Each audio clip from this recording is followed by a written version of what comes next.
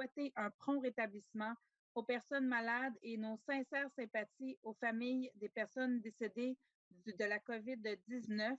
Encore une fois, nous avons une pensée toute spéciale pour le personnel du réseau de la santé, toutes les personnes des services essentiels, nos organismes, nos employés et bénévoles qui sont au front jour après jour. Nous vous disons merci. Et ce soir, sur une note bien personnelle, j'aimerais adresser cette minute de silence à toute la famille et les proches de M. Numa Innocent, qui est un citoyen de Montréal-Nord qui est décédé ce week-end et qui a marqué le quartier entier par ses nombreuses prises de position, son engagement envers toute la communauté. Certains le savent, il y avait une voix radiophonique qu'on entendait et qui était portante et il était un grand poète également. Je sais qu'il a pu marquer plusieurs citoyens, surtout les jeunes de notre quartier. Alors, je nous invite donc à une minute de silence pour lui, entre autres, mais également pour toutes les personnes dont j'ai mentionné. Alors, on va prendre une minute, le moment de silence ensemble.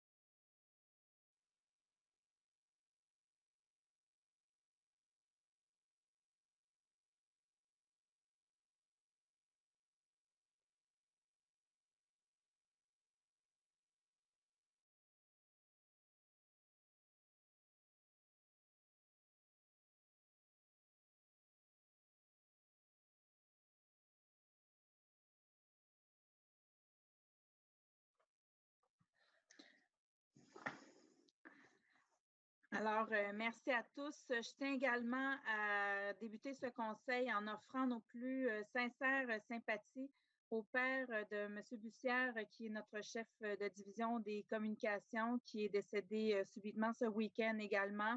Alors, nous lui offrons tout notre support et tout notre soutien dans ces moments très difficiles. Donc, vous voyez, on vit des moments planétaires très émotivement très difficiles, mais tous mes collègues et moi, on se joint ensemble pour vraiment offrir tout notre support et notre soutien. Je peux vous avouer qu'on fait vraiment le maximum en ce sens-là et on est là pour notre monde, hein, comme on dit. Alors, permettez-moi de présenter les personnes qui m'accompagnent ce soir. Donc, tout d'abord, Madame Chantal Rossi, conseillère de la ville du district Ovid-Clermont.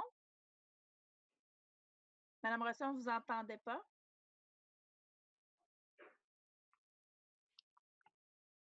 Bonsoir. Voilà, excellent. Ah! Ensuite, Madame Renée Chantal Bellinga, conseillère d'arrondissement du district Ovid-Clermont. Bonsoir. Bonsoir. Monsieur Abdelak Sari, conseiller de ville du district Mère-Clarac. Bonsoir. Monsieur Jean-Marc Poirier, conseiller d'arrondissement du district Mère-Clarac. Bonsoir. Au niveau du personnel du cabinet et de la mairesse et des élus, Monsieur François Purcell, directeur de cabinet. Bon conseil. Monsieur Alain David Jean-Noël, chargé de secrétariat. Bonsoir à tous. Madame Anna Mielzarek, chargée de secrétariat. Bonsoir. Au niveau du personnel administratif, Madame Marie-Marthe Papineau, secrétaire d'arrondissement. Bonsoir à tous. Également, Madame Anne-Sophie Bergeron, agente de recherche. Je ne sais pas si elle est parmi nous. Oui, bonsoir, Madame la mairesse. Bonsoir, Bonsoir Madame à tous. Bergeron. Madame Rachel Laperrière, directrice d'arrondissement. Bonsoir à tous. Claire Vassard, directrice de la performance du greffe et des services administratifs. Bonsoir. Monsieur Gilbert Bédard, directeur des travaux publics. Bonsoir. Bonsoir. Monsieur Claudel Toussaint, directeur de la culture, des sports, des loisirs et du développement social. Bonsoir à tous. Monsieur Jérôme Vaillancourt, directeur de l'aménagement urbain et des services aux entreprises. Bonsoir tout le monde. Et nous devrions également avoir la présence de Marie-Noëlle Detilly, chargée de communication en remplacement de M. Bussière ce soir, chef de division relations avec les citoyens et communication. Donc, je pense qu'elle n'est pas parmi nous. OK, elle va peut-être se joindre sous peu. Et nous avons également la présence de M. Patrick Lagacé, pardon. Patrick Lavallée, voilà, inspecteur du poste de quartier 39. Et salutations. Oui, c'est ça. J'étais beaucoup dans les médias dernièrement. Ça me fait faire des erreurs. J'appelle le point, donc, 10.01. Oui, Madame la mairesse, si vous le permettez, nous allons débuter avec l'adoption de l'ordre du jour de ce soir.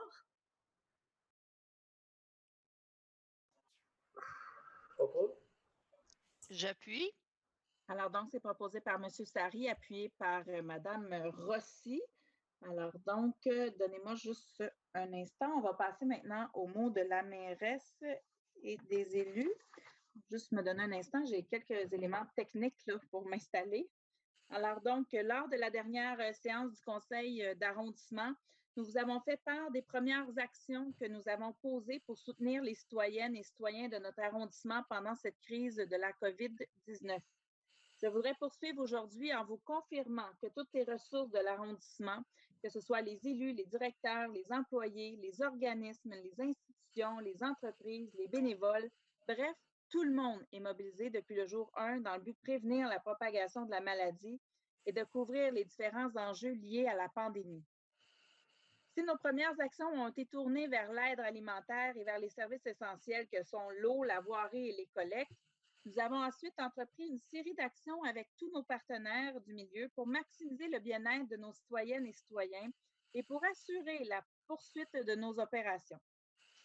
Par exemple, avec nos partenaires, nous avons mis sur pied avec la Caisse des Jardins de Sault-Récollet Montréal-Nord un fonds local d'aide pour soutenir les organismes communautaires dotés de 150 000 $ et gérés par la table de quartier de Montréal-Nord. Ils ont distribué 82 000 $ en aide alimentaire jusqu'à présent. Déployer des ressources pour encourager l'achat local. Nous avons déployé des services d'appel et d'aide et d'écoute pour celles et ceux qui font face, par exemple, à des enjeux d'anxiété, d'isolement, de soutien à domicile ou de violence conjugale et familiale. De nombreux employés de l'arrondissement se sont joints aux efforts des organismes pour faire des appels de bienveillance aux aînés les plus isolés. Nous avons déployé des efforts continus pour diffuser à tous les Nord-Montréalais les informations quant aux consignes de santé publique ou aux ressources à leur disponibilité. Donc, entre autres, il y a eu des affiches dans 850 immeubles de 8 logements et plus, des affiches dans les parcs, des affiches dans les rues, des campagnes de promotion dans les médias, publications Facebook, infolettes hebdomadaires, stèles électroniques. Nous avons assuré la livraison de permis de construction virtuellement. À partir d'aujourd'hui, les entrepreneurs et les citoyens peuvent appeler le 311 pour prendre rendez-vous afin d'obtenir leur permis de construction.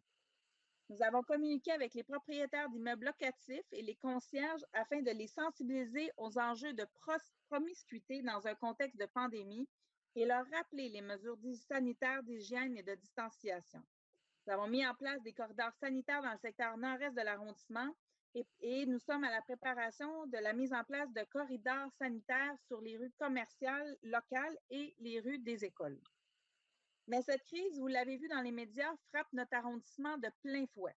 À ce jour, Montréal-Nord est le plus touché des arrondissements de Montréal par la COVID-19. Nous avons donc réajusté le tir il y a 2 semaines en créant la cellule de collaboration avec le CIUS et coordonné différentes cellules d'urgence pour faire en sorte que ces choses avancent. Nous avons sollicité les organismes pour que des cellules de sensibilisation soient mises en place. Nous avons accentué le travail terrain et déployé de nouvelles mesures pour prévenir la propagation. Et nous avons procédé, avec l'aide de multiples partenaires, à l'achat rapide et à la distribution de 21 900 masques de protection. Cette distribution a débuté vendredi et se poursuivra pendant quelques jours. Nous sommes aussi à déployer, en collaboration avec des organismes, une équipe de sensibilisation communautaire à pied et à vélo pour la prévention des regroupements et pour le rappel des règles sanitaires. Nous déployons également, à partir de cette semaine, une nouvelle campagne d'affichage multilingue dans les lieux les plus achalandés de l'arrondissement, aux abords des écoles et dans les parcs. Nous avons procédé également à des appels téléphoniques bienveillants à toutes les personnes âgées de l'arrondissement qui ne vivent pas en résidence. On veut s'assurer également que les personnes qui vivent en résidence soient bien prises en charge par les propriétaires en fait, de ces résidences. On veut également aménager les corridors sanitaires supplémentaires aux abords des écoles et sur les rues commerciales locales. Nous voulons déployer une campagne de prévention et de contrôle auprès des commerces et des industries pour le respect des règles sanitaires et de distanciation. Et finalement, déployer une nouvelle campagne de prévention et d'information auprès des propriétaires, concierges et locataires d'immeubles locatifs. Devant l'importante croissance des cas de COVID-19 sur le territoire, l'arrondissement a aussi mis en place une cellule de travail collaborative d'urgence avec la Direction régionale de la santé publique, le CIUS du nord de l'île et la table de quartier de Montréal-Nord. Cette cellule a notamment pour objectif de poursuivre et accentuer le travail de prévention en cours et de contrôle des mesures d'hygiène et de distanciation, élaborer un plan d'intervention pour chacun des intervenants en collaboration avec le CIUS et la santé publique, et faire tous les efforts pour endiguer la propagation des cas de COVID-19 dans l'arrondissement. L'Association médicale haïtienne à l'étranger, la Fondation des médecins canado-haïtiens et le ralliement des infirmières et infirmières auxiliaires haïtiennes ont d'ailleurs offert leur aide pour participer à ce plan d'intervention. Vous le voyez, nous assistons à une mobilisation sans précédent de toutes les ressources présentes dans l'arrondissement, des organismes et des institutions. Nous coordonnons aussi 6 cellules, des cellules d'urgence alimentaire, économique, santé et sécurité urbaine, habitation, distribution de masques et retour à l'école. Ainsi, plusieurs déploient leurs efforts de façon collaborative dans le milieu. Nous sommes très fiers du travail qu'ils ont accompli jusqu'ici. Et ça, on l'est tous, tout le monde est très, écoute, c'est un travail incroyable qui est en train de se faire actuellement dans notre quartier. Permettez-moi également de cette tribune pour remercier plusieurs groupes ou personnes qui, au cours des dernières semaines, se sont distingués par leur dévouement et par la qualité de leurs actions. D'abord, un énorme merci aux travailleuses et travailleurs de la santé d'ici, de Montréal-Nord, notre monde, qui se sont dévoués corps et âme pour prendre soin des personnes âgées ou malades. On en parle depuis quelques jours et vraiment, actuellement, je tiens vraiment à réitérer le message, on n'est pas dans une recherche de coupables. Au contraire, nos anges gardiens de Montréal-Nord, les travailleurs de la santé qui habitent notre quartier, méritent toute notre attention et tout notre support parce qu'ils ont risqué à quelque part leur vie. On le sait, tout ce qui se passe dans les CHSLD au Québec et dans les résidences. Et vraiment, je veux qu'on envoie un message très clair, comme quoi c'est au contraire, c'est pas à cause d'eux, mais c'est grâce à eux que nos gens âgés ont pu avoir beaucoup de soutien dans les dernières semaines.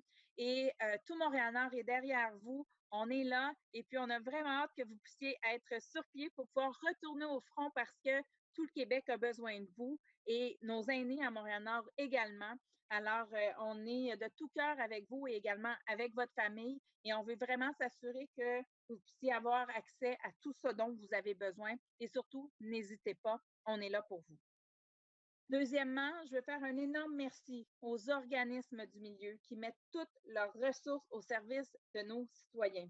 Au premier chef, la table de quartier de Montréal-Nord qui coordonne plusieurs actions, ainsi que tous les organismes qui œuvrent au quotidien pour aider nos citoyens et faire de la prévention. Ils sont trop nombreux pour que je puisse ici les nommer, mais ceux-là viendront. On va trouver le moment en temps et lieu pour les mettre en lumière tout le travail qu'ils ont pu faire dans les derniers jours et qui va se poursuivre dans les prochaines semaines, décidément.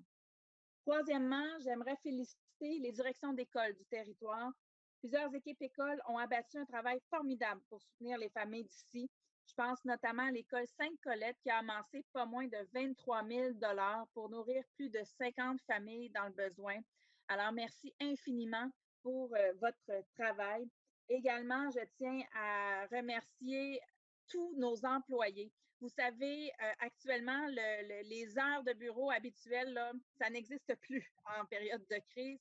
Et nos directeurs et toutes leurs équipes, que ce soit l'école bleue, les équipes d'approvisionnement, les équipes culture, sport, loisirs, également l'équipe des communications qui est très, très, très sollicitée actuellement. Et sans oublier, bien entendu, l'équipe d'urbanisme et développement économique qui fait un travail immense pour, entre autres, la mise en place des corridors sanitaires. Vraiment, je tiens aujourd'hui à les remercier en mon nom et au nom de mes collègues, leur dire merci, merci, parce que nous, de notre côté, on est au front souvent dans les médias, mais en même temps, quand on est sûr en même temps que le travail est fait et on a vraiment des équipes extraordinaires, dévouées, engagées. Et ce soir, je tiens à le dire publiquement, merci et surtout, lâchez pas parce que nos citoyens ont besoin de nous et on doit vraiment continuer tout le monde ensemble en ce sens-là. Finalement, je tiens à remercier nos collègues élus, que ce soit Emmanuel Dubourg et Paul Robitaille, qui également font énormément de travail sur le terrain. Et moi, de mon côté, je remercie mes collègues élus qui travaillent également et nos équipes au cabinet là, qui travaillent très fort, entre autres actuellement, pour la distribution des masques. Alors, sachez que tout le monde à Montréal-Nord est vraiment mobilisé pour aider. Et vraiment, on est tous sur le pied d'œuvre. Et je m'en voudrais de ne pas faire un clin d'œil à Patrick Lavallée, notre inspecteur au poste, et à toutes ces équipes aussi qui ont vu leur travail chamboulé eux aussi également. Alors, vraiment, salutations à toutes vos équipes, M. Lavallée, et un grand merci également pour votre collaboration. Alors, il me reste un appel pour respecter les consignes. Donc, le gouvernement du Québec a annoncé que nous allons procéder au cours des prochaines semaines à un déconfinement progressif. Vous comprendrez que pour Montréal-Nord, le moment n'est pas nécessairement le meilleur, c'est pas le meilleur timing. En même temps, on a compris du gouvernement qu'il allait être, en fait, pouvoir réajuster aux besoins. Donc, actuellement, je suis en communication constante avec le bureau de Mme Rouleau. Elle connaît nos préoccupations et ce sera sans aucun doute un dossier qu'on va suivre.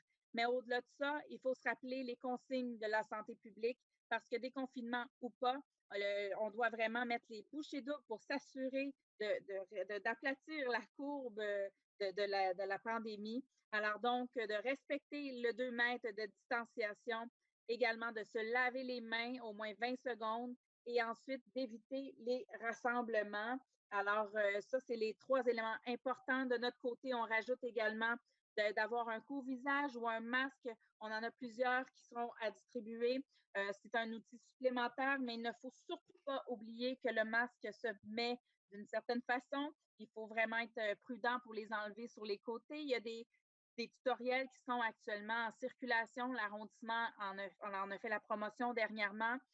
Mais au-delà de ça, même si vous avez le masque, vous devez tout de même respecter le 2 mètres. Donc, ce sont plusieurs consignes qu'on entend régulièrement dans les dernières semaines et qui vont décidément nous accompagner pendant plusieurs mois encore. Alors, avant de terminer, permettez-moi de faire une fois de plus un plaidoyer pour nos citoyennes et nos citoyens.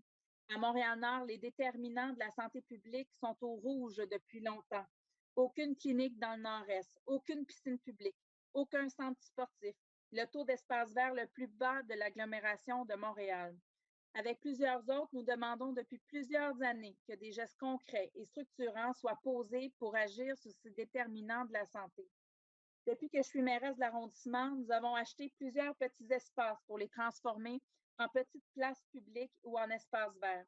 Mais nos capacités ont des limites et notre cadre bâti présente certaines particularités. Un plan d'action devrait être déployé par les gouvernements afin d'aménager plus d'espace et être plus équitable envers nos citoyens. Aidons ensemble nos citoyens à être plus en santé. Les pouvoirs publics supérieurs ont le pouvoir de faire la différence. Après la crise de la COVID-19, pour éviter que l'histoire se répète, il faudra en fait que les autorités supérieures investissent notamment dans l'avenir de nos jeunes, dans l'accueil et l'intégration des nouveaux arrivants, dans nos équipements collectifs, dans les cliniques de proximité et des points de services sociaux, dans nos organismes communautaires et ce, de manière équitable. Parce qu'une fois la COVID-19 vaincue, nous aurons encore beaucoup de défis à surmonter à Montréal-Nord. Alors, merci à tous. Je vais demander maintenant à M. Sari de prendre la parole. Merci beaucoup, Madame la mairesse. Puis, à mon tour, j'aimerais souligner du travail qui se fait sur le terrain. Et comme vous le savez très, très bien, quand plusieurs citoyens ayant été forcés d'arrêter leurs activités d'emploi à cause de la pandémie de la COVID-19, une des citoyennes de Montréal-Nord a décidé cependant de transformer son entreprise, sa boîte de création de vêtements en atelier de couture de masques en tissu. réutilisables et lavables. Madame Laila Massoud et 6 de ses amis mettent leur talent au profit du CHSLD et des organismes de Montréal-Nord. À ce jour, Madame la mairesse, chers collègues, plus de 1200 masques ont été fabriqués à destination des résidents et bien évidemment d'autres organismes, des CHSLD et d'autres organismes communautaires. Le projet se déroule cependant dans un respect total des consignes de distanciation de la direction de la santé publique. Je tiens à féliciter et remercier Mme Laila Massoud, responsable du projet, ainsi que 6 autres couturières, Mme Marzouk Zahra, Assia Daqi, Harban Fatim Zahra, Hanafi Hania, Azmiga Khadija et Mme Zaim Najat. Dans le même ordre d'idées, une autre initiative a vu le jour avant le début du mois du Ramadan. Un groupe de jeunes ont mis en place une vidéo et cette vidéo-là, bien évidemment, a intégré plusieurs langues, notamment le français, l'anglais, l'arabe, l'ourdou et surtout le langage des signes afin d'inciter les gens, bien évidemment, de fêter le mois du Ramadan, mais dans le respect des consignes et de la santé publique. Alors, je tiens à remercier les personnes qui ont mené à bien ce projet, notamment Mme Marwa Khanafir, M. Mohamed Baroun et ainsi que Mme Saad. Alors, tout ça pour vous dire, alors il y a des initiatives sur le terrain, on les remercie et on tient à les souligner. Sur ce, je vous souhaite un bon conseil, Mme la mairesse. Parfait, merci beaucoup. Juste un petit instant, parce que j'essaie de trouver mes questions en même temps. Alors, si je ne me trompe pas, c'était pour... donc, vous avez terminé, M. Sari, avec vos points? Excellent. Alors, je vais sans temps tarder donner la parole à Madame, juste un instant, je vais juste ouvrir déroulement. Voilà. Juste un petit instant. Ouais, c'est sûr que vous comprendrez qu'on a des petits défis techniques avec la période dans laquelle on est. C'est sûr que c'est tout va très, très rapidement. Alors, pour la préparation du conseil ce soir, on était dans toute la préparation. Mais enfin, avant que ça ouvre, là, je vais... donc, vous pouvez y aller, Mme Belinga. Alors, donc, merci beaucoup, Madame la mairesse. Je me joins à l'ensemble de mes collègues, bien sûr, pour remercier d'abord les travailleurs de la santé qui, tous les jours, sont sur le front et parfois au prix de leur vie et au prix de la vie de leur famille pour soutenir et accompagner nos aînés. Je remercie également l'ensemble des organismes communautaires qui, depuis plusieurs semaines, mettre de l'avant des initiatives. Nous sommes dans une période où ces actions sont en train de se réaliser, la distribution de masques. Je tiens à remercier également l'arrondissement pour la mise en place des corridors sanitaires. C'était une mesure qui me tenait beaucoup à cœur. J'ai fait le tour du Nord-Est. Je tiens à remercier les équipes de M. Bédard, M. Vaillancourt, parce que ce sont des mesures de ce type-là qui vont permettre, bien sûr, de continuer de favoriser la distanciation et bien sûr d'aller vers une période où nous allons vers un déconfinement progressif. Donc, ça va être excessivement important de continuer de respecter les règles et les mesures. Madame la mairesse, je demanderai à l'ensemble de mes collègues qui sont au conseil de ville, Madame Rossi, Monsieur Sari, de porter ma voix et ma profonde préoccupation pour une réouverture des écoles à Montréal-Nord autour du 19 mai. Je crois que nous sommes tous en accord qu'actuellement, le taux de contamination est encore excessivement élevé à Montréal-Nord. Notre capacité de maîtriser cette pandémie n'est pas encore possible. Plusieurs indicateurs sont au rouge. C'est évident que je suis de tout cœur avec les familles, les enfants plus vulnérables qui trouvent bien sûr dans l'école un lieu plus sécuritaire et plus évident pour le développement. Par contre, la vie d'un citoyen perdu, la vie d'une citoyenne perdue, la vie d'un enfant perdu est une vie de trop. Donc, à cette étape-ci, je crois que nous devons interpeller à nouveau avec force et conviction la santé publique, le gouvernement du Québec, la mairesse de Montréal pour signifier que les conditions à Montréal-Nord et également à Montréal, dans plusieurs arrondissements, ne sont pas réunis et que nous devons être excessivement vigilants afin que nous n'apportions pas une pression supplémentaire sur le système de santé et que nous soyons dans des conditions de plus grande vulnérabilité. Donc, j'espère que vous entendez ma voix et que vous l'apporterez aux directions et institutions adéquates. Le deuxième élément, Madame la mairesse, c'est tout l'enjeu des cliniques de dépistage.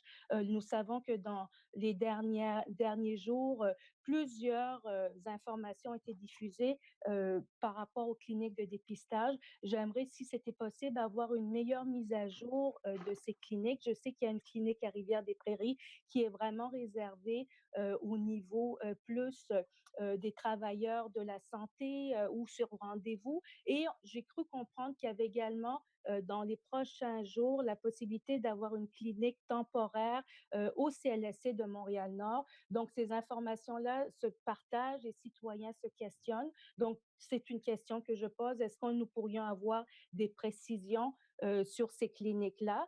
J'ai une deuxième question aussi qui est plus... oui. Est-ce que vous souhaitez répondre à cette question d'abord? Non, allez-y, je les prends en note. Je vais pouvoir vous répondre après sans problème. D'accord. Donc, la deuxième question, c'était plus en lien à toute cette fin de semaine a été une fin de semaine beaucoup plus chaude. Les gens ont peut-être eu le désir, comme on l'a vu dans certains quartiers, d'aller à l'extérieur, etc. Je sais qu'on parlait de mettre en place une brigade de médiation pour éviter peut-être parfois que les interventions arrivent à des interventions ou remettre des contraventions. Donc, je voulais savoir à cette étape-ci où en étaient les démarches liées à cette brigade-là et sur le terrain, Monsieur l'inspecteur pourra peut-être nous apporter des précisions comment ça se passe avec son équipe. Voilà. Merci. Parfait. Donc, merci beaucoup, Madame Belinga. Donc, pour votre première question, sachez que j'entends très bien vos préoccupations et je les entends également de plusieurs citoyens de Montréal-Nord. Et je pense que tout le conseil d'arrondissement à Montréal-Nord est très sensible à la situation actuelle et nous suivons le dossier de très près. Le gouvernement a annoncé qu'ils allaient réajuster aux besoins. On suit donc le dossier. C'est sûr que je pense qu'on est au 18 ou 19 mai actuellement dans la réouverture. Donc, c'est encore dans quelques jours. C'est sûr que si c'était demain, c'est ce que j'ai depuis quelques jours, si c'était demain, on dirait non, on n'en veut pas. Il faut voir un peu comment les choses vont évoluer au niveau de Montréal-Nord et au niveau du gouvernement. Mais sachez que nous entendons très clairement les préoccupations et que j'ai d'ailleurs pu les partager avec Mme Rouleau, qui est la ministre de la Métropole à plusieurs reprises. Je lui reparle encore demain matin. Alors, elle est très au courant que tout Montréal-Nord est très inquiet et préoccupé de ce qui se passe actuellement en lien avec le déconfinement. Pour ce qui est du deuxième volet, donc, il y a actuellement une clinique effectivement de dépistage qui est ouverte depuis samedi dernier sur Maurice Duplessis, donc sur le territoire de l'hôpital Rivière-des-Prairies. Donc, c'est un lieu qui était déjà fonctionnel depuis plus d'un mois. Et depuis, en fait, samedi dernier, ce qui arrive, c'est que les citoyens de Montréal-Nord ont été ajoutés dans les priorités du gouvernement, ce qui fait en sorte pour le dépistage, donc ce qui fait en sorte que les citoyens peuvent appeler pour avoir un rendez-vous afin de pouvoir, dans le fond, avoir un test de dépistage. Et actuellement, dans le fond, on demande aux gens d'appeler pour pouvoir avoir ça. En plus, aujourd'hui, s'est ajoutée une clinique de dépistage sans rendez-vous, cette fois-ci au CLSC de Montréal-Nord. Et j'inviterai les citoyens de Montréal-Nord à aller voir sur la page Facebook, la mienne, en fait, je l'ai partagée également sur celle du CIUS du nord du nord de l'île, pardon. Il y a les informations qui sont là. On parle de lundi, mardi, mercredi pour le moment de 10h à 18h. Et en fait, on a donc des citoyens qui peuvent se présenter. Ce qu'on me dit, c'est qu'aujourd'hui, il y aurait eu, entre autres, près de 70 personnes qui seraient allées pour se faire dépister aujourd'hui et que plusieurs souhaitaient avoir des masques. On sent qu'il y a un engouement, en fait. Là, les citoyens veulent se protéger et ça, c'est une très bonne nouvelle. Donc, nous, de notre côté, on est très en mode proactif, si on veut, pour pouvoir répondre, dans le fond, à la demande. Et c'est sûr que ça demande beaucoup d'organisation. D'ailleurs, je tiens à remercier nos équipes pour ça parce que c'est une opération importante parce que les masques sont d'abord déposés à l'arrondissement et par la suite redistribués dans les différents organismes. Donc, c'est vraiment toute une opération très, très importante. Donc, voilà. Et ensuite, et peut-être tantôt, vous aviez parlé des corridors sanitaires. En fait, vous mentionnez que pour les corridors sanitaires, on est vraiment le premier arrondissement à les faire dans des quartiers résidentiels. Dans les autres arrondissements, c'était sur des rues commerciales. Et de notre côté, on a eu plusieurs défis, entre autres reliés au fait qu'il y avait des voitures qui étaient stationnées dans les rues à cause du fait qu'on ne passait pas le balai pour en cause du confinement. Alors, dans ce contexte-là, je tiens à souligner également l'apport du SPVM puisqu'ils ont été d'une aide précieuse pour pouvoir contacter les personnes propriétaires des voitures parce qu'on avait des défis à ce niveau-là, mais tout est en train de se mettre en place actuellement. Ensuite, concernant les brigades, en fait, vous dire qu'il y a, juste un échange, je vérifie parce que je les ai ici. Alors, on a donc, il y a des communiqués qui ont été diffusés samedi, entre autres, sur tout ce qui avait trait aux brigades et aux masques. Donc, il y a des ressources communautaires, des intervenants, des gens qui sont connus, déjà des citoyens de Montréal-Nord qui sillonnent l'arrondissement pour pouvoir dans le fond, donner des masques, donner des gants pour certains, mais également, surtout écouter les personnes, pouvoir les rassurer, pouvoir leur donner de l'information et surtout les rediriger advenant qu'ils aient des symptômes dans les bonnes ressources.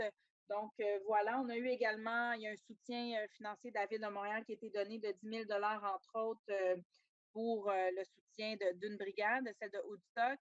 Mais au-delà de ça, on a des dossiers en analyse actuellement au ministère des Affaires municipales et de l'Habitation, au MAMACH, pour pouvoir s'assurer du déploiement des organismes, dans le fond, des intervenants des organismes. Alors, ces équipes de sensibilisation communautaire sont un allié. En fait, tous les intervenants sont des alliés très important pour nous actuellement dans toute notre communauté. Ils vont faire certainement toute la différence. Alors donc, la différence entre les éléments de... voilà, juste un instant, parce que j'ai certaines informations sur mes papiers. J'essaie de me retrouver avec tout ce qui se passe. Pas de problème. Donc, entre autres, en ce qui concerne les masques, on en a plus d'une vingtaine de mille qui vont avoir été distribués au moins. En fait, je sais qu'il y a d'autres commandes qui sont en cours, donc on parle de quand même plusieurs masques qui vont être distribués, autant des utilisables à une seule reprise, des non réutilisables, en fait, que des réutilisables. Alors, ce travail-là est fait vraiment de façon importante. Et également, on a des achats de visières, donc il me semble que c'est autour de 1000, si je ne me trompe pas, qui sont achetés par une entreprise de chez nous. Et ce soir, on va leur faire un petit clin d'œil. Alors, c'est l'entreprise Clartech qui habituellement fait beaucoup dans les outils et qui se sont réorganisés, réorientés, si je peux dire ça comme ça, en début de crise pour pouvoir réaliser des visières. Alors, on a en plus de pouvoir protéger nos citoyens et nos intervenants, on va également encourager une de nos entreprises florissantes à Montréal-Nord. Donc, ce sont vraiment plein d'initiatives de cette façon-là qui sont déployées à travers l'arrondissement pour pouvoir d'abord protéger nos travailleurs, autant de l'arrondissement que de nos organismes communautaires, parce qu'on a besoin d'eux, on veut les garder, et également les personnes les plus vulnérables et ceux qui sont dans le besoin. Donc, ce travail est très primordial. Donc, voilà, fait que ça résume grosso modo les réponses à vos questions. Très bien, merci. Parfait, donc merci. Ensuite, donc, on va continuer maintenant avec le 10.03, qui est la période de questions du public. Alors, étant donné que le conseil se déroule à distance et sans public, les citoyens ont été invités à envoyer leurs questions par courriel et au téléphone. Nous vous remercions d'avoir utilisé exceptionnellement ces deux voies pour le faire.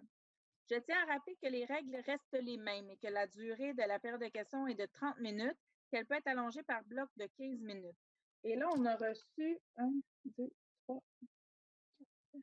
Bon, là, j'ai 4 questions, mais je sais qu'il y en a plus que ça. Donnez-moi juste un instant. C'est ça, il y a une petite coordination à faire. Alors, on a 8 questions au total qui ont été reçues ce soir. Et Mme Bellinga, si c'est possible de mettre sur silence votre... Oui. Comme ça fait moins de... Voilà, merci. C'est mieux pour la ligne. Alors, donc, je vais tenter de pouvoir les lire.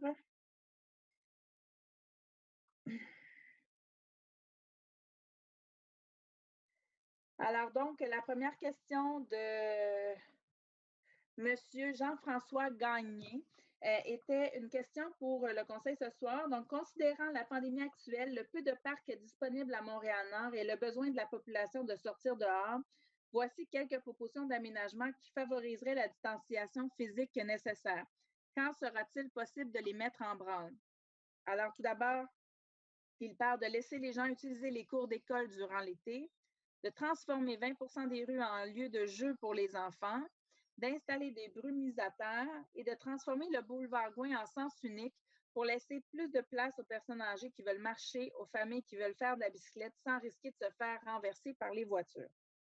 Alors, en ce qui concerne les écoles, nous allons en discuter avec la CSPI. C'est une idée qui mérite vraiment d'être explorée parce que ça peut devenir effectivement un lieu intéressant pour pouvoir soutenir finalement nos citoyens et leur donner plus d'options. Alors, cet élément-là va être exploré. Également, pour transformer 20 des rues, c'est également une idée qui est intéressante. On sait que la Ville encourage ce type d'aménagement pour le reste de la pandémie. Alors, il faut comprendre qu'il y a quand même, à certains moments, il peut y avoir des enjeux de stationnement, des enjeux reliés à toute l'organisation finalement de cet élément-là, mais c'est des éléments qui sont actuellement, en fait, qui méritent des réflexions. Alors, dans nos équipes vont pouvoir s'y pencher. En ce qui concerne l'installation du brumisateur, donnez-moi juste un instant. Du brumisateur, donc en fait, ça sera, en fait, c'est un petit peu la même chose, hein, donc on va voir ce qui va se passer en fonction des piscines, en fonction de si on peut ou non les ouvrir actuellement. C'est très flou ce qui sera possible ou pas dans quelques semaines. Alors, c'est des éléments vraiment qui vont être réajustés en cours de route et l'idée des brumisateurs va s'intégrer dans un lot de réflexion qui sera mis en place parce qu'on le sait que les citoyens vont devoir trouver d'autres alternatives et on va tenter d'être très créatif en ce sens-là. En ce qui concerne le boulevard Gouin, sachez que de mon côté, j'ai été interpellée par plusieurs citoyens à ce sujet-là. Je sais que la piste cyclable est très utilisée en ce moment dans les belles journées et on a eu une belle journée, entre autres, ce week-end, mais il y en aura d'autres devant nous. Alors, nos équipes, en fait, vont pouvoir analyser cette option-là. On sait que par contre, il y a des enjeux, entre autres avec les autobus ou d'autres éléments. Alors, l'implantation d'une telle mesure ne pourra pas être faite à court terme. Par contre, on va pouvoir l'étudier pour l'ensemble de Gouin pour voir s'il y a des éléments qui pourraient être faits peut-être plus facilement pour permettre, entre autres, cette option. Alors, c'est ce qui mettait fin pour ce... En fait, là, je pense que la question n'est pas complète parce qu'il y avait un élément par rapport... Donnez-moi juste un instant. Alors, il y avait une question aussi que M. Gagné avait dans son courriel par rapport au contrat des sous-charges. Alors, nous, de notre côté, en fait, il n'y a pas de problème pour le respect des distanciations sociales pour ce contrat. C'est un contrat qu'on donne ce soir parce qu'il y a au maximum 2 personnes par équipe de travail dans le respect des règles de la CNESST. Il s'agit d'un contrat qui doit être exécuté car il y a un retard de 2 ans suite à l'abattage de certains arbres. Donc, dans la mesure où l'entreprise respecte les mesures demandées par la CNESST, nous, on est confortable dans ce contexte-là. Ensuite, donc, nous avons une question. La prochaine est de Francis Binette-Maillé. Alors, il voulait savoir qu'est-ce qui adviendrait du terrain vacant inoccupé au coin de Hébert et Amiens. Pourrait-on créer un espace vert à cet endroit, une forêt en hommage au centre forêt ou un îlot de chaleur qui se ferait ressentir dans l'espace? Alors, en fait, ce terrain ne peut pas être acquis pour une transformation de parc parce que notre enveloppe budgétaire actuellement ne nous le permet pas. Il faut savoir que les terrains dans le secteur P9 sont très dispendieux. Alors, on a certaines limites en termes de capacité d'achat, malheureusement, mais on travaille en fait actuellement à réviser le cadre réglementaire pour mieux encadrer et assurer le verdissement des espaces vacants afin de réduire les îlots de chaleur urbains. L'idée de créer un parc est plus complexe à réaliser, comme je le dis, étant donné du budget disponible. Mais en même temps, sachez que ça fait partie des revendications. J'en parlais d'entrée de jeu dans le mot de la mairesse, qu'on le sait qu'on a le plus bas indice de parc de l'agglomération de Montréal. Donc, dans toutes les revendications qu'on fait, autant à la Ville de Montréal qu'auprès du gouvernement du Québec, on souhaite pouvoir acquérir d'autres espaces verts pour nous permettre, dans le fond, de pouvoir développer d'autres parcs dans certains secteurs, dont celui-là. Alors, sachez qu'on est très sensible à ça et d'ailleurs, il y avait d'autres options, d'autres petits parcs qui ont été achetés. Si vous avez eu l'occasion d'écouter notre dernier conseil, on a d'ailleurs passé en résolution, on a adopté un projet pour le parc au coin de Villeneuve et de L'Angelier qui devrait voir le jour dans les prochains mois. Alors, le contrat a été donné, donc dès que la firme va être en mesure de le faire, on va pouvoir voir petit à petit ce petit parc se créer. Alors, ça fait vraiment partie de nos éléments qu'on met en place à l'arrondissement. Alors ensuite, j'ai une question de M. Paul Champagne. Donc, vu la mauvaise situation appréhendée pour les finances municipales, est-il pertinent et nécessaire d'accorder des contrats pour l'essouchement d'arbres et la réflexion de trottoirs? OK, donc c'était à ce moment-ci. On peut se demander si les entrepreneurs seront capables de respecter leurs contrats avec les règles de distanciation et celles de la CNESST. Alors voilà, donc j'ai répondu un petit peu plus tôt par rapport à cet élément-là. Donc, nous, ce qu'on nous dit, c'est que les compagnies sont en mesure de le respecter et vous comprendrez que la CNESST va être très vigilante également avec leurs inspecteurs pour s'assurer que le tout soit conforme. Et en ce qui concerne le contrat de trottoir, donc il s'agit d'un mandat qui n'est pas aussi difficile que d'autres à adapter dans le contexte des mesures sanitaires. Il est nécessaire car une partie des travaux sont liés à des projets de construction résidentielle ou autres pour lesquels les demandeurs ont payé l'an dernier la reconstruction d'une section de leur trottoir. Il est donc habituel de procéder l'année suivante et même parfois durant la même saison aux travaux de trottoir afin d'éviter de laisser une entrée ou une bordure en pierre concassée. Ce montant permet aussi de refaire les sections de trottoirs en béton qui ont été démolies pour des réparations d'urgence d'aqueducs ou d'égouts. Alors, ces montants étaient d'ailleurs prévus au programme d'immobilisation. Ensuite, là, il y avait une deuxième question, si je suis bien. Et là, je pense qu'il y en aura d'autres par la suite. Là, je tente vraiment de faire de mon mieux. Ce soir, j'ai quelques défis en termes de compréhension de toutes les questions que nous avons reçues. Alors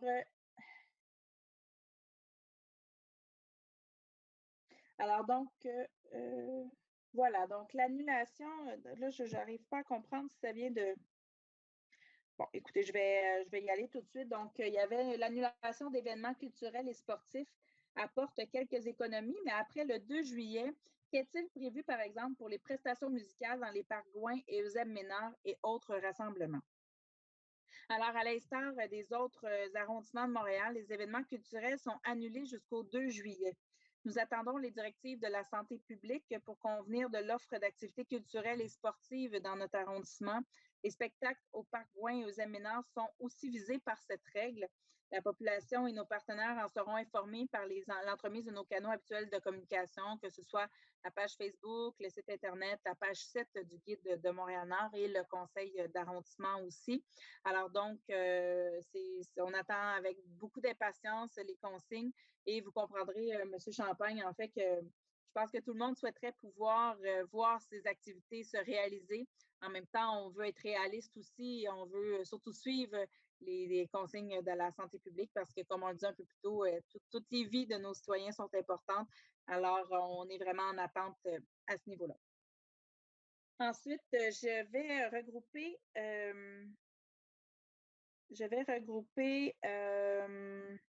les 4 dernières questions, en fait, j'ai reçu 4 questions et je vais les regrouper pour faciliter les choses parce que bon, on ne répétera pas les réponses nécessairement pour chacun. C'est vraiment dans les mêmes sujets. Alors, c'est pour les citoyens habitants près du secteur Albert Brosseau, voilà, aux abords du parc, piste cyclable, piste piétonne, la rivière. Puis il y a certains comportements de citoyens qui constituent des entraves. Et là, on a Mme Claire Comtois. Juste un instant. Yamina Pegoutou, Joyce Tétépin, Sandra Saint-Ville, Carl Rodrigue, également Claire Comtois. Donc, j'ai quand même plusieurs questions à ce niveau-là. Les gens nous parlent de l'importance à la tranquillité, à la sécurité, la sérénité dans le secteur. Il y aurait des odeurs de cannabis, de la malpropreté, des parties de rire tardives, des vitesses de voiture avec des volumes de voitures. Donc, est-ce qu'on est prêt à renforcer les règles existantes afin d'améliorer le contexte pour tous? Donc, il est suggéré, entre autres, des sensibilisations aux règles existantes, surveillance policière accrue, dos down, etc. Voulez-vous nous envoyer d'autres solutions que vous préconisez? Merci de contribuer à notre bien-être. Alors, ce soir, je vais adresser un message important pour tous les citoyens qui habitent le secteur Albert Brosseau. On est bien au courant de la situation. En fait, on est au courant que ça a évolué parce que ce qu'on me disait, certains citoyens m'ont contacté et j'ai eu l'occasion de pouvoir échanger avec eux. Ils me disaient que dans les derniers temps, ça s'était beaucoup amélioré, mais quand même, dans les dernières années, en fait, mais que dans le début, en fait, dans le début, en fait, de la pandémie, les citoyens ont vu qu'il y avait eu des changements dans tout ça, ce qui a fait en sorte qu'il y a eu effectivement plus d'achalandage. Alors donc, depuis déjà quelques jours, j'avais demandé à notre équipe de la direction de l'aménagement urbain de pouvoir analyser la situation pour voir qu'est-ce qu'on pouvait faire de façon rapide pour pouvoir avoir une intervention importante à ce niveau-là. Et nos équipes sont vraiment à pied d'œuvre dans le dossier parce qu'on a bien compris que la situation était difficile et qu'il y avait eu un changement dans les derniers jours. Alors donc, notre équipe va vraiment travailler en ce sens-là pour tout l'aspect aménagement urbain, l'aspect changement plus au niveau des infrastructures et de la rue en tant que telle. Mais je vais également demander à M. Lavallée de pouvoir répondre à votre question et amener un complément d'information. Merci, Mme Black. Vous m'entendez? Oui, absolument. D'accord. Alors, je voudrais remercier les citoyens de porter ces problématiques-là à notre attention et de passer par la réunion du conseil d'arrondissement. Cependant, cette façon de faire induit certaines difficultés. C'est parce qu'on n'est pas en mesure d'intervenir immédiatement et d'agir de façon contemporaine au problème. Quand les gens voient ce genre de problématique-là, il faut faire le 280-2222, qui est le numéro de téléphone pour les appels non urgents. Et s'il y a une urgence, c'est le 911, ce qui nous permet d'intervenir rapidement. Maintenant, ce que je vais demander aussi aux citoyens qui ont apporté ces problèmes-là, c'est malheureusement, on n'est pas en présence les uns des autres en temps normal. Ce que je fais, c'est que je prends le temps de prendre leurs coordonnées et de m'assurer qu'ils soient rappelés par un policier.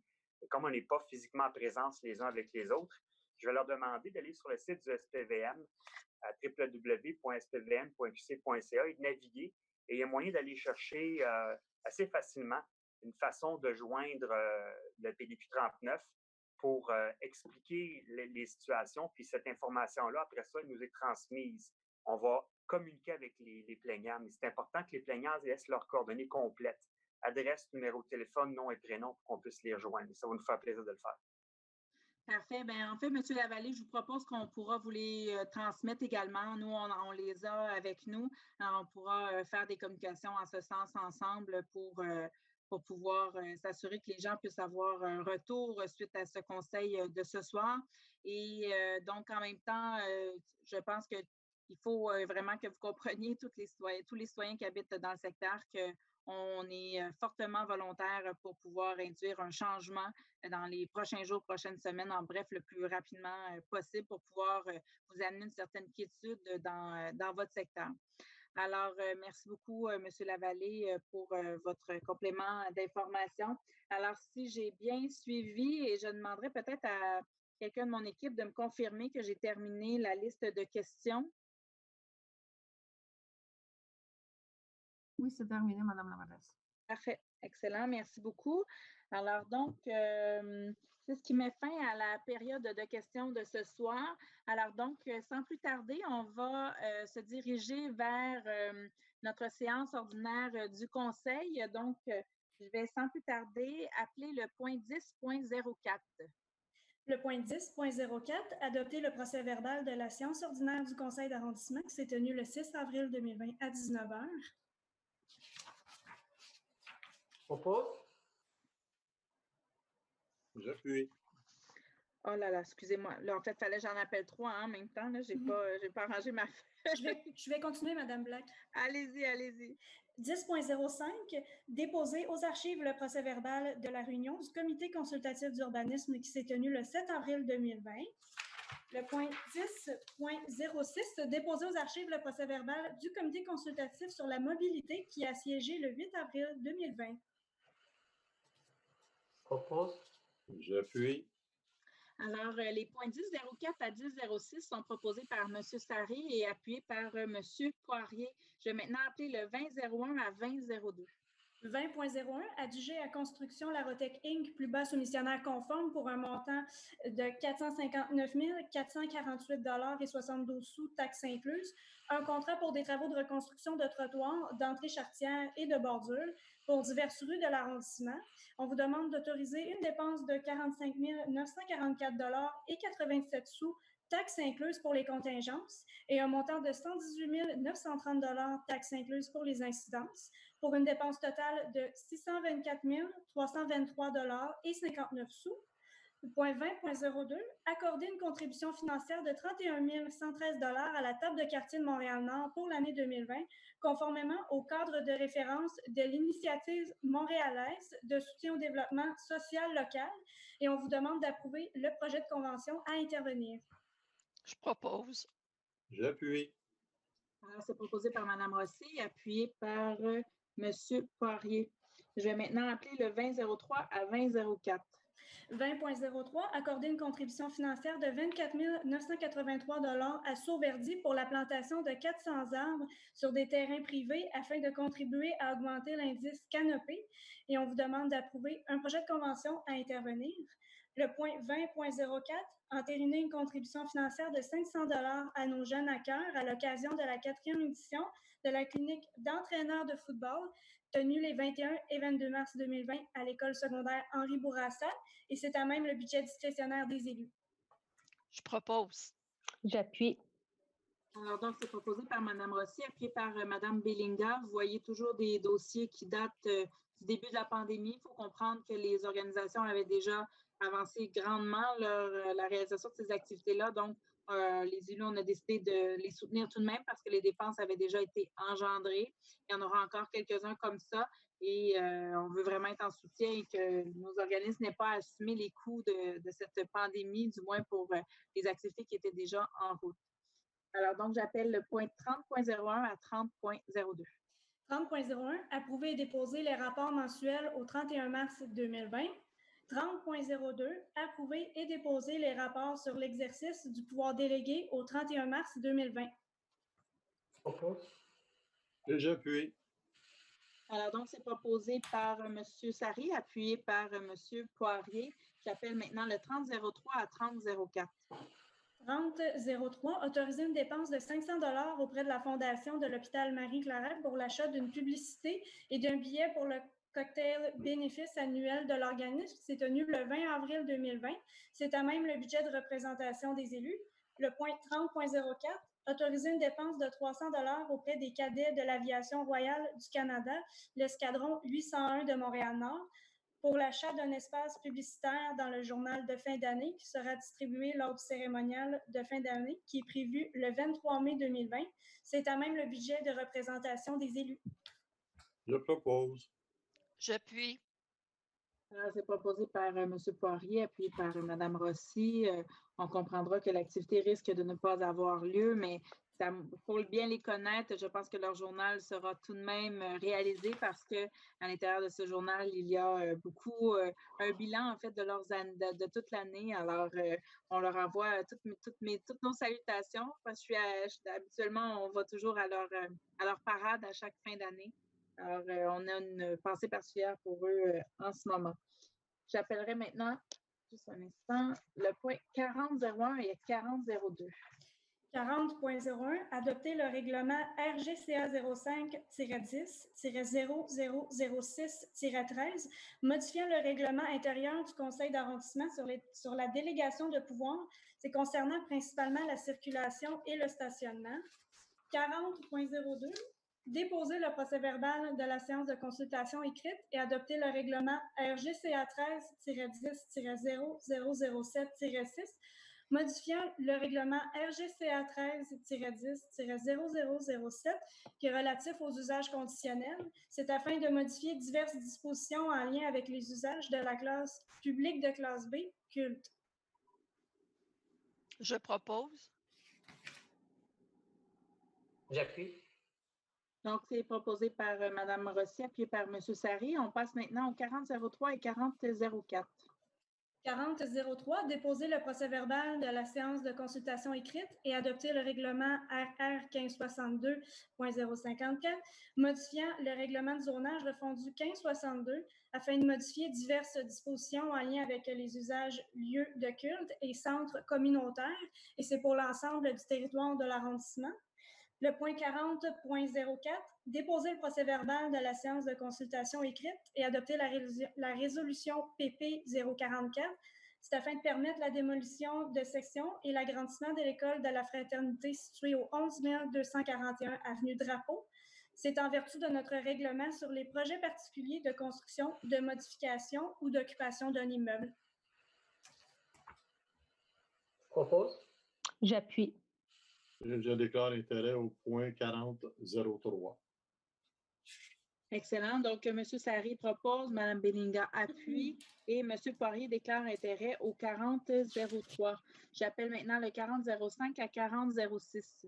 Le point 4005, déposer le procès-verbal de la séance de consultation écrite et adopter la résolution PP 045. C'est afin de permettre la construction d'un bâtiment résidentiel de 10 étages au 10 155 boulevard Pie-Neuf.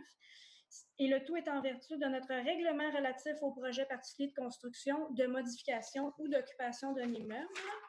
Le point 4006, statuer sur une recommandation du comité consultatif d'urbanisme. C'est à savoir de permettre l'agrandissement d'une maison unifamiliale isolée située au 11 113 avenue Leblanc, le tout en vertu de notre règlement relatif au plan d'implantation et d'intégration architecturale. Je propose. J'appuie. Alors, c'est proposé par M. Poirier et appuyé par M. Sari. J'appelle maintenant le 4007 à 4009. 4007, statuer sur une recommandation du comité consultatif d'urbanisme, à savoir permettre la modification d'un projet de construction d'un bâtiment multifamilial de 6 logements comportant 2 étages situé au 4847 boulevard Gouin-Est, le tout en vertu de notre règlement relatif au plan d'implantation et d'intégration architecturale. Et juste un instant, Mme Bergeron, Oui. donc on voit l'image, en fait, de l'immeuble qui va être construit. En fait, c'est au coin de, je pense que vous l'avez dit, donc 48-47 boulevard Gouin-Est, c'est au coin de l'Archevêque et de Gouin. Alors, vous voyez l'image du bâtiment. Donc, ça va, c'est un immeuble actuellement qui est abandonné depuis un bon moment. Donc, c'est une très bonne nouvelle pour le secteur. Vous pouvez poursuivre. Parfait. Donc, le point 40.08, statuer sur diverses recommandations du comité consultatif sur la mobilité qui a siégé le 8 avril 2020 en vertu du règlement 1570 sur la circulation routière. Et le point 40.09, suspendre l'application des articles 29 et 29.1 du règlement 1530 sur l'immobilisation et le stationnement. Parfait. Alors, je vais prendre les proposeurs. Je propose. J'appuie. Excellent. Donc, c'est proposé par Mme Rossier, appuyé par M. Poirier. Alors, donc, on va poursuivre dans le PowerPoint. Donc, avant de passer au message concernant la COVID-19, j'aurais 2 souhaits formulés au nom du conseil d'arrondissement. Alors, à tous les musulmans, nos meilleurs vœux pour un bon ramadan. Et à toutes les mamans, nous leur souhaitons une merveilleuse fête des mères. Les règles de distanciation physique ne nous empêchent pas de téléphoner à nos proches pour leur dire qu'on les aime. Alors, au niveau de la COVID-19, quelques rappels au niveau des ressources communautaires. Alors, donc, ceux et celles qui ont besoin d'aide alimentaire, il y a un guichet unique actuellement à Montréal-Nord, le 514-852-1492. Si vous avez besoin de parler, il y a une ligne d'écoute du CIUS nord de l'île, le 514-940-3300. Si vous souhaitez aider, devenez bénévole en appelant le 328-11-14. Pour des informations concernant votre santé, vous pouvez téléphoner au 514-366-NORD, donc c'est le 6673. La clinique de dépistage, il faut téléphoner au 514-644-4545 ou au 811. Pour ce qui concerne ceux qui ont des difficultés à la maison, des violences conjugales ou familiales, le 911 ou bien le 1-800-363-9010. Et recherche d'un autre service, si vous voulez savoir des informations au niveau communautaire ou autre à Montréal, vous pouvez faire le 211. Également, on n'oublie pas nos commerces à l'intérieur de tout ça pour les encourager. Si vous souhaitez savoir si un commerce est ouvert ou fermé, vous allez sur commercemtlnord.ca/ouvert et vous allez avoir toute l'information et les coordonnées de nos commerces qui sont disponibles pour vous, autant pour l'épicerie, les restaurants ou autres. Alors, ce site va être mis à jour continuellement. Enfin, on vous invite à aller consulter notre site internet montréal.ca/mtlnord. Suivez-nous sur Facebook, abonnez-nous à notre infolette et également, donc, pour avoir des informations concernant la ville de Montréal, vous pouvez contacter le 311. Alors, avant de terminer le conseil, j'aimerais offrir la possibilité aux élus ce soir de pouvoir vous adresser un petit mot avec tout ce qui s'en vient en lien avec la fête des mères, avec le reste. Donc, s'il y a des mots que vous souhaitez adresser à vos citoyens, je vais y aller à tour de rôle. Alors, je vais commencer d'abord avec M. Sari. Sérieusement, je ne m'attendais pas à être le premier. Merci beaucoup, Madame la mairesse. Alors, pour toutes les mamans, je souhaite une belle fête des mères, surtout avec cette période de confinement. Comme vous l'avez bien mentionné, Madame la mairesse, il ne faut pas oublier le fait qu'on peut s'appeler, on peut les appeler, leur souhaiter une bonne fête des mères, plein de bonheur, de joie, de prospérité, et que cette crise-là se termine bientôt. Alors, comme je le dis toujours, si l'amour avait un nom, je l'appellerais maman. Alors, voilà. Et j'ai dit à ma mère, à moi, bonne fête, maman. Merci, M. Sari. Je vais maintenant demander à M. Poirier. Donc, moi, ça va être bien simple. Bonne fête des mères à tous les mamans, tous les grands-mamans. Merci. Merci beaucoup, Mme Bellinga. Merci, Madame Black. Tout d'abord, Monsieur Sari, un bon Ramadan Karim, également un bon Ramadan à tous les musulmans nord-montréalais. Nous sommes de tout cœur avec vous. C'est une période difficile de souligner cette période-ci, mais nous savons que dans le cœur et dans les prières, vous partagez ces moments avec votre famille et vous leur téléphonez et vous restez bien sûr connectés. Bien sûr, une joyeuse fête des mères à toutes les mamans. Aux grands-mamans, aux femmes, cousines, tantes qui sont des piliers pour des enfants autour d'elles. C'est effectivement un moment qui n'est pas toujours facile, mais nous vous envoyons toute notre affection et nous vous rappelons surtout que la santé, c'est le bien le plus précieux et nous devons protéger nos mamans et nous devons protéger aussi nos enfants. Alors, une très belle fête des mères à chacun et chacune. Merci beaucoup. Je vais conclure avec Mme Rossi. Alors, je joins ma voix, je m'excuse, je joins ma voix premièrement à tous mes collègues pour souhaiter à tous nos amis, je dis bien nos amis de la communauté musulmane, un très bon Ramadan. Que ce mois soit un mois de ressourcement, de paix, d'amour, de partage. Un partage différent cette année, mais un partage tout de même. Je veux aussi souhaiter une bonne fête des mères aux mamans, aux grands-mamans, mais aussi aux arrière-grands-mamans, parce qu'on va dans nos résidences, puis on fête de plus en plus de centenaires. Ça veut dire qu'on a de plus en plus d'arrière-grands-mamans. Alors, effectivement, cette année, c'est pas possible de se voir, mais vous savez, ça vous empêche pas d'aller leur chanter la sérénade au balcon, hein, il y en a beaucoup qui le font. Alors, on peut souhaiter bonne fête à distance et aller chanter la sérénade aux mamans, aux grands-mamans ou aux arrière-grands-mamans au balcon, leur témoigner votre amour. Alors, je dis à tous les mamans, les grands-mamans, une bonne fête des mères. Aux mamans de la communauté italienne, bien entendu, non dimenticate di rimanere a casa quest'anno, mais una buona festa delle mamme a tutte le mamme. Alors, bonne fête à tous les mamans, une belle journée et on se voit bientôt. Alors, merci à tous et bien entendu, je me joins à vous pour souhaiter une bonne fête des mères à toutes les mères et toutes les mamans de Montréal-Nord et également aux arrière-grand-mères, hein, c'est ça qu'on dit, aux grands-mères, aux arrière-grand-mères, donc vraiment à tous et chacun.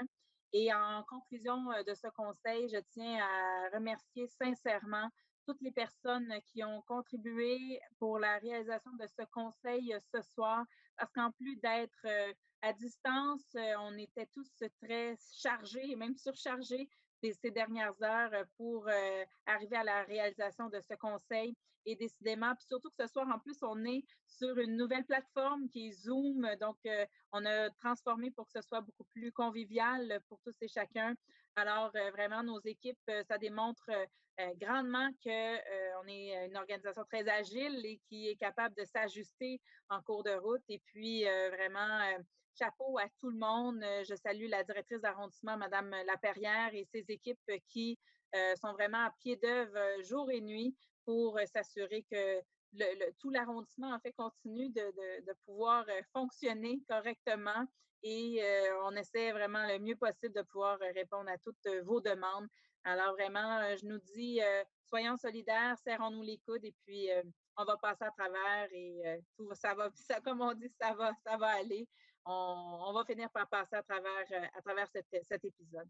Alors voilà, il me reste, là, on avait la dernière feuille du conseil, parce que je n'ai pas la date du prochain conseil par cœur, et elle est sur la dernière page du conseil. Alors voilà, c'est le 1er juin.